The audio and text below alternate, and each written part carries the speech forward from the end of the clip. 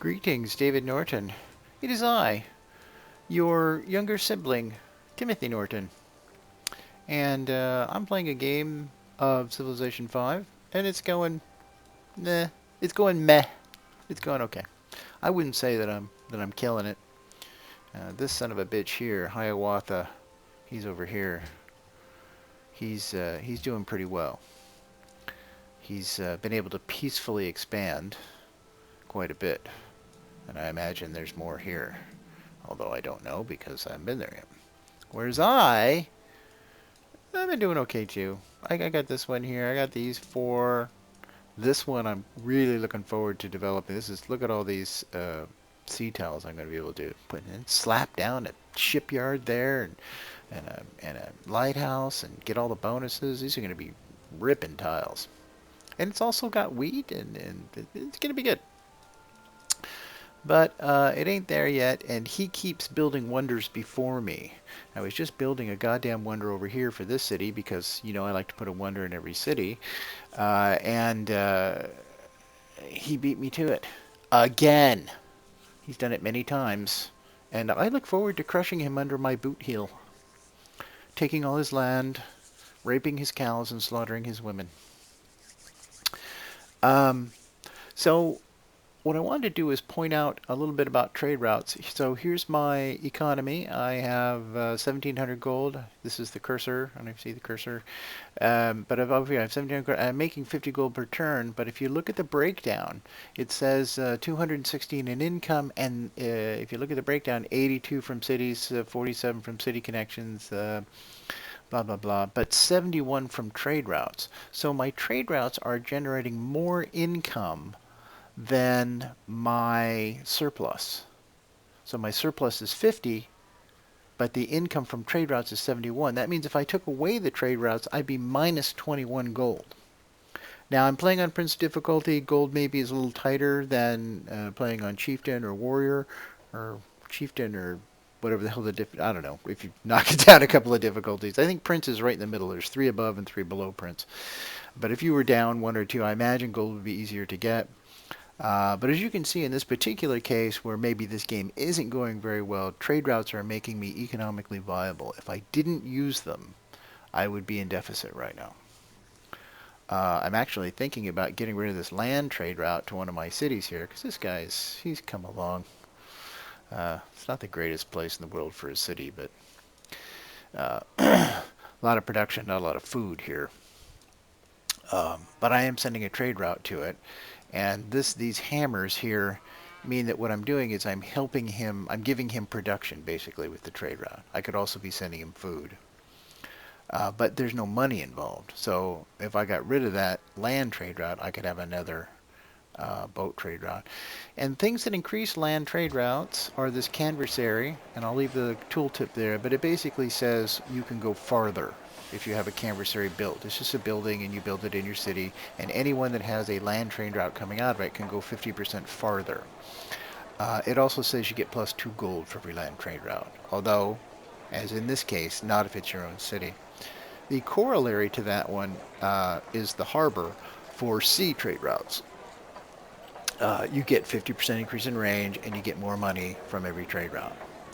Another cool one to build for wonders, which I tried here, but the son of a bitch,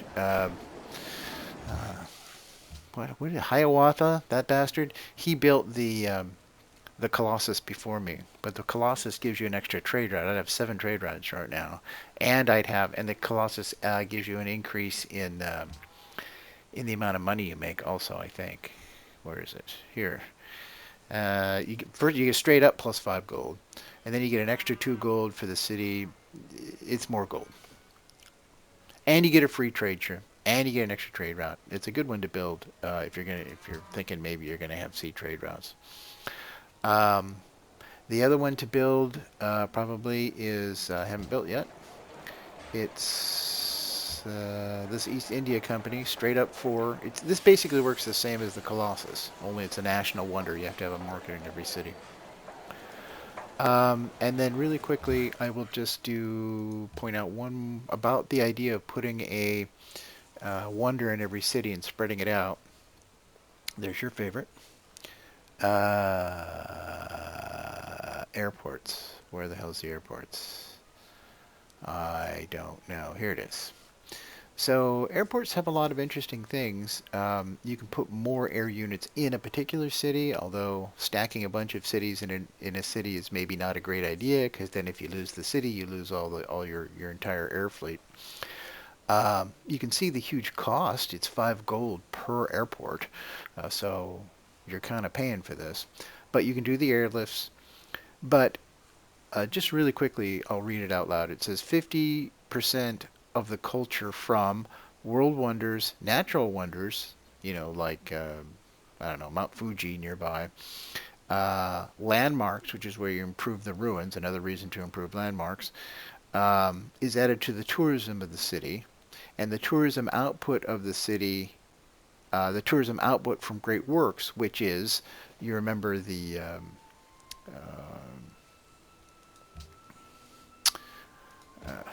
what are they called? The thing that makes great novels. Uh, that I can't remember. The Writers Guild, okay, and then the Artists Guild, and then the Musicians Guild.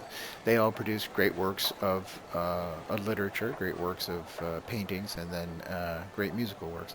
All those have a tourism value in addition to the cultural value, and and so when you build these airports, the tourism value from all those things. So I don't know if I've built the uh, the Musician's Guild yet, but every time I get one, this bumps by a couple.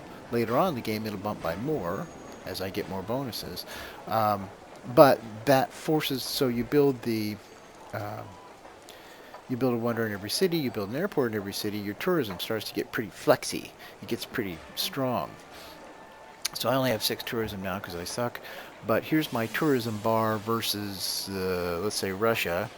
What I want is my tourism bar to be bigger and their culture to be lower. If my tourism overcomes their culture, so you can think of their culture as their national thing. So one of our national wonders is the Grand Canyon here in America. So that's a tourism point. It's a cultural aspect. We all share it. So, but as the tourism for my city gets bigger and bigger, it starts to overcome their culture, and then eventually they'll crack, and their cities will just abandon them and come over to me. And so, again, that's not just any city. That's going to be here. So it's going to give me a city here. So here's his capital.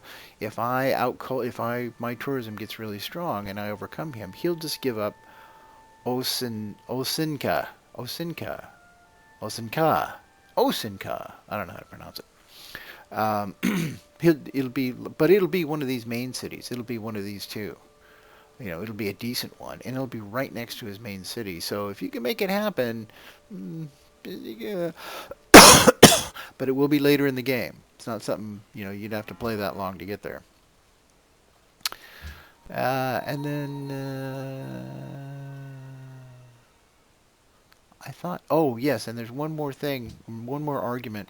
Here in aesthetics, if you get to this tree, if you do this one and this one, which are kind of okay, whatever, but if you get to this one, the culture is increased by 33% in all cities which have a world wonder built. So another reason to build a wonder in every city and then take this one. Just screw these other two, who cares? But this one, this is a huge one. That means that that's effectively a 33% increase in your entire culture. Because the peripheral cities that you take from somebody else, they might have a world wonder. I don't know. I mean, yeah, it's great if they do, but basically, your big producing cities, your core cities, if you get a world wonder in every one of these, each one of these cities would be producing 33% more. So it's just taking your total culture. So I'm making 156 per turn. If I were to get this right now, and I had a wonder in every city, then I would be getting 33% more, which would be whatever 40, but whatever it is, and it's a percentage. So if you can get your culture up to 1,000, that's an extra 300 you're getting every turn. So I like the culture tree. I would argue that the science tree is better, but the culture tree has some really profound bonuses, and that's one of them. And you get over, don't even get me started on ideology. It's a couple of things in ideology. So that's the argument for those two things. Are I think a big argument for spreading out your wonders into other cities. Uh, and we talked about the trade routes, and I think that's everything I wanted to say. Hopefully that wasn't too long. Thank you for your attention. Okay, man, I will see you at Christmas time. Bye now.